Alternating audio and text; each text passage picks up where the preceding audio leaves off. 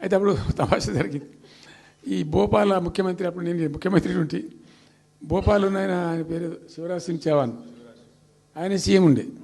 ఆయన ఆ ప్లానింగ్ అదే ఇప్పుడు నీతి ఆయోగ్ ఉంది కదా, దానిలో సబ్ కమిటీకి ఆయన చైర్మన్. నేను భోపాల్లో పెడతా బాయ్సాబ్ జర వచ్చిపోను అని ఖచ్చితంగా ఊరికే బతిమాలితే ఫోన్ల మీద ఫోన్లు చేస్తే ఏం భోపాల్ లేవా మీరు చూసుకొని అంటే, లేదు సార్ నువ్వు తప్పకుండా రావాలంటే సరే అని పోయినండి.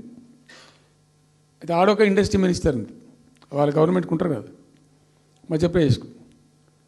ఆమె వచ్చి నీ కొడుకు వచ్చి బాగా ఆగమాగం చేస్తానని మమ్మల్ని అంటే ఎందుకు చేస్తాడమంటే ఆయన అదొకటితోటి మాట్లాడి ఎక్కువ చేసుకుంటుండు బాగా అంటే, నువ్వు కూడా అనలాడు గట్టిగా చెయ్యి.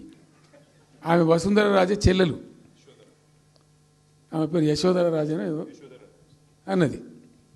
అంటే నేను అంతకుముందు ఒక కొద్ది రోజుల ముందే నేను భోపాల్ పోవడానికి ఒక దాదాపు 2-3 months బిఫోరే మోడీ గారు వచ్చిండు. అక్కడ వచ్చి 14 లక్షల కోట్లకు ఏం చేసి పడేసారు ఇది మధ్యప్రదేశ్ గవర్నమెంట్.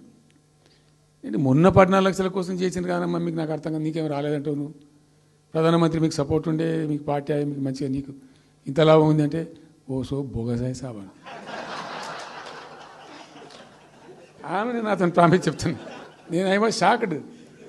అది వచ్చేదా పోయేదంత వాటిగా గ్యాసు అంటే, ఈ గ్యాసులు ఎవరిని మోసం చేయడానికి ఇంత వంచిస్తారా ప్రజలను? నికరంగా వస్తే పెట్టుబడులు రావాలి కదా, కనబడతాయి కదా. ఆ పెట్టుబడులు వస్తే లాభాలు జరుగుతాయి, ఉద్యోగాలు వస్తాయి, ఫ్యాక్టరీలు వస్తాయి, అడిషనల్ ఇన్కమ్ జనరేట్ అవుతుంది, స్టేట్ గవర్నమెంట్కి జిఎస్టీ పెరుగుతుంది. ఏం లేదు, వాటిదే గ్యాసు.